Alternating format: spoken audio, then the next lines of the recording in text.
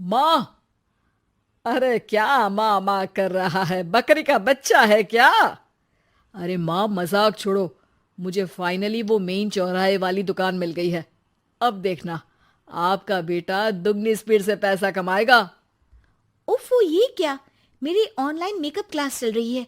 इतनी जोर से क्यों बोल रहे हो आप दोनों? अरे मेरी धर्म पत्नी जी, मेकअप क्लास बाद में करना। वो चौराहे वाली दुकान मिल गई है हमको। अरे वाह! रुको, मैं अपनी माँ को फोन लगाकर बता देती हूँ।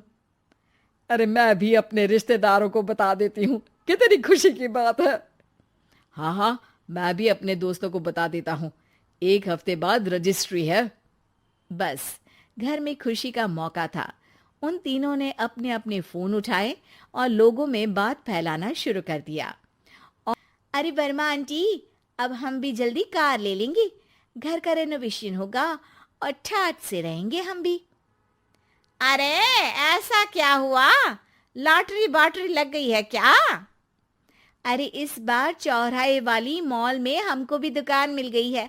दुकान नंबर 21, जो एकदम चौराहे पर है। अब ग्राहक बढ़ेंगे तो आमदनी भी बढ़ेगी ही ना। अरे वाह, कितनी खुशी की बात है। मैं बहुत खुश हूँ तुम्हें इतना खुश देख के। बाकी एक बात कहूँ, सबको मत बताते फिरना। किसी की नजर लग जाएगी तो खुशी की खबर वापस लौट जाएगी। हैं? ऐसे थोड़ी ना होता है। अब डरा रही हो। अरे सही कह रही हूँ। काली नजर कहते हैं इस चीज को, जब आप किसी को कुछ बताओ और वो काम बिगड़ जाए। और रही सही कसर, श्वेता बहू ने अपने पड़ोस में सबको बताकर कर दी।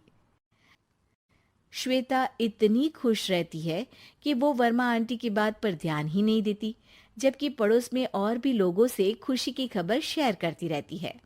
अगले दिन राजेश बहुत दुखी होकर घर आता है। अरे बेटा, क्या हुआ? मुंह क्यों सूजा हुआ है? मधुमक्खी ने काट लिया क्या? माँ, वो दुकान किसी और के पास चली गई। किसी ने ज्यादा भाव लगा दिया। अरे, पर बात तो आपसे हुई थी ना उस दुकान वाले की। हाँ, आज मैं टोकन अमाउंट देने गया था, तब मुझे पता चला। कोई आकर सुबह मुझसे पहले ही ज्यादा अमाउंट दे गया। हम्म, काली नजर। क्या? क्या कहा? वर्मा आंटी ने समझाया था कि किसी को बताना मत, वरना काली नजर लग जाएगी। अच्छा, तुम्हें उनकी बात मान लेनी चाहिए थी। उनकी बात मान लेती, लेकिन उसके पहले ही सबको बता चुके थे ना हम तीनों। अरे अगली बार से ध्यान रखेंगे। कोई भी नई चीज होगी तो किसी को नहीं बताएंगे। तीनों कुछ दिन ऐसे ही रहते हैं, पर एक दिन श्वेता को एक मेल आता है। राजेश, मेरा ऑनलाइन मेकअप कोर्स कंप्लीट हो गया। अब मैं खुद का पार्लर खोल सकती हूँ। अरे वाह, अपने मोहल्ले में ही खोलते हैं। ये जो घर के सामने दुकान है ना, वहीं। हाँ, यहाँ सस्ती भी मिल जाएगी। अगले दिन श्वेता वर्मा आंटी के पास जाती है, मिठाई का डब्बा लेकर। अरे आओ आओ, कैसे आना हुआ? जोर से नहीं बोलूंगी। वो सामने वाली दुकान है ना, वहां मैं अपनी पार्लर की दुकान खोलने वाली हूँ। उसकी मिठाई है। अरे वाह, बहुत बधाई हो तुमको। हाँ, मैं कमाने लगूंगी तो राजेश पर पूरे घर का बोझ नहीं रहेगा ना आंटी जी। ये तो है। पर ये बता कि तूने ये बात किसी और को तो नहीं बताई ना? अरे नहीं नहीं, पिछली बार गलती कर दी थी। काली नजर लगी किसी की और राजेश के हाथ से वो दुकान चली गई थी। सबको मत बताना। चलो मैं चलती हूँ, कल दुकान की बात करने भी तो जाना है। अगले दिन श्वेता दुकान के लिए मालिक से बात करने जाती है। अरे लेकिन दुकान तो हम कल रात को ही किसी को दे चुके हैं। कल ही? हाँ, कल ही। 2 दिन बाद कोई यहाँ पार्लर भी खोल लेगा। अब कहीं और दुकान देख लीजिए। अरे पर हमको भी तो पार्लर ही खोलना था। हाँ भाई, ये एक ही दुकान है। आधी आधी तो नहीं दे सकता ना मैं।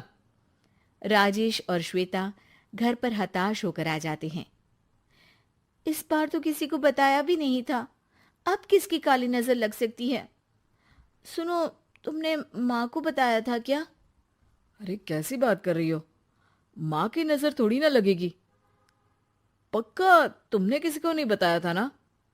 सिर्फ वर्मा आंटी को बताया था। उन्होंने ही मुझे किसी को नहीं बताने को कहा। अरे यार तुम भी सही हो। मेरी माँ को नहीं बताने को कह रही हो, पर वर्मा आंटी को बताना तुम्हें जरूरी लगा।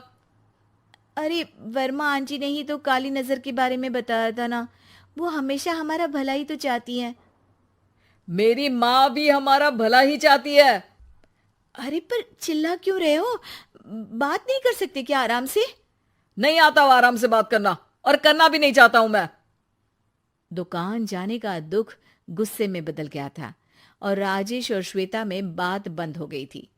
2 दिन बाद मोहल्ले में पार्लर का इनॉग्रेशन हुआ, जिसमें मोहल्ले के सभी लोगों को बुलाया गया, पर श्वेता, राजेश और माँ नहीं जाते। माँ अंदर आ जाओ, क्या देख रही हो? अरे नया पार्लर देख रही हूं अपने आंगन से। देखो, माँ को दूसरे का सुख देखने में कितना मजा आ रहा है। मेरा दुख नहीं दिख रहा इन्हें। यहाँ मेरा पार्लर भी तो हो सकता था। अरे चुप रहो यार, हर बात में लड़ाई क्यों ढूंढ रही हो? राजेश और श्वेता फिर बहस करने लगते थे। तभी माँ ने दोनों को बाहर बुलाया। अरे जरा देखो तो दुकान चलाने वाले का बोर्ड पर नाम क्या लिखा है? श्रुति वर्मा। गाड़ी निकाले बेटा, हमें कहीं जाना है।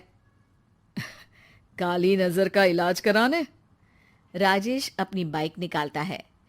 तीनों ट्रिपलिंग कर रहे हैं। माँ राजेश को उस मॉल वाली दुकान पर लेकर जाती है जहां राजेश अपनी दुकान खोलने वाला था। यही दुकान लेना चाहता था ना तू? हाँ, पर इनको भी दुखी करने लेकर आई हो क्या यहाँ पर दुकान दिखाकर? वहां काफी नहीं था? अरे श्वेता थोड़ा सब्र रख, अभी पता चलेगा कि हम यहाँ क्यों आए हैं। बता, इस दुकान चलाने वाले का नाम क्या है? अनुपम वर्मा।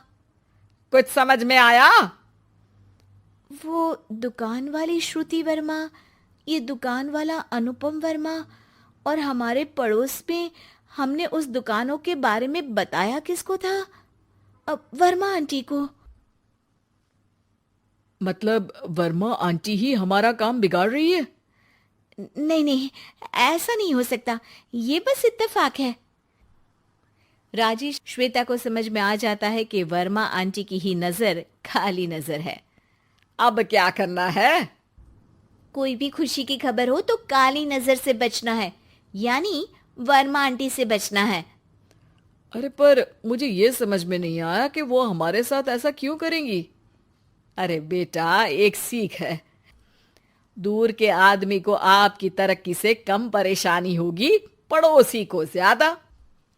दोनों माँ की बात में हामी भरते हैं और अगला काम चुपचाप करने की कसम खाते हैं, ताकि आगे से वर्मा आंटी कोई काम ना बिगाड़ सके।